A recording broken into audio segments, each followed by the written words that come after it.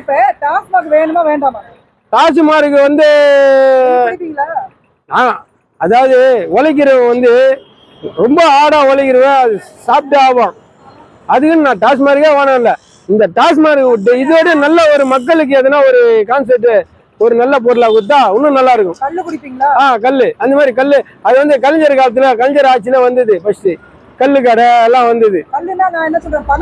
பணக்கல்லு தாங்க சொல்றேன். அந்த கல்லு வந்து கலைஞர் ஆட்சியில ஊத்தாங்க. அந்த கல்லை டாஸ்மார்க்க நிப்பாட்டிட்டு அதே மாதிரி அந்த கல்லை வந்து மறுபடியும் வந்து மக்களுக்கு கொடுத்து இந்த டாஸ்மார்க் க்ளோஸ் பண்ணிட்டு மறுபடியும் அந்த கல்லு கொடுத்தா உடம்புக்கு எந்த ஒரு கெடுதலும் கிடையாது, எந்த ஒரு எஃபெக்டும் கிடையாது. நான் வர வைக்கிறேங்க. நான் வர வைக்கிறேன். ஏன்னா இதுல வந்து இந்த சரக்கு கொஞ்ச நாள் சாப்பிட்டா ஒரு மாதிரியாவது கை கால்லாம் இழுக்குது, ஒரு மாதிரியா ஒரு மனுஷனை வந்து ஒரு வாட்டி இருக்குது. அதனால அது வந்தா பெஸ்டா இருக்கும். ஏன்னா உழைக்கிறவன் வந்து ஃபர்ஸ்ட் சாப்பிடாத இருக்க மாட்டான். நம்ம அதை தடுக்கவும் முடியாது. அதாவது பெண்கள் சொல்றாங்க இந்த மது கடை மூடுன்னுவாங்க.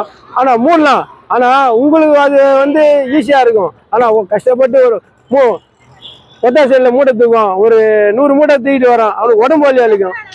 அவன் அந்த டைம்ல அதை எதை எதிர்பார்ப்பான்? அதுதான் எதிர்பார்ப்பான். நிறைய குடும்பம் சீரழிஞ்சு போடுதாங்க. அதனால நீ வந்து தரமான பொருளை கொடு. எதுக்கு வந்து ஆள்காலை மிக்ஸ் பண்ணி மனுஷனை சாவடிக்கிற? தரமான பொருளை கொடு. அதாவது மக்களுக்கு எந்த ஒரு பால்ட்டும் ஆகாத பொருளை குத்தினா லைக் பண்ணலாம் அவங்க.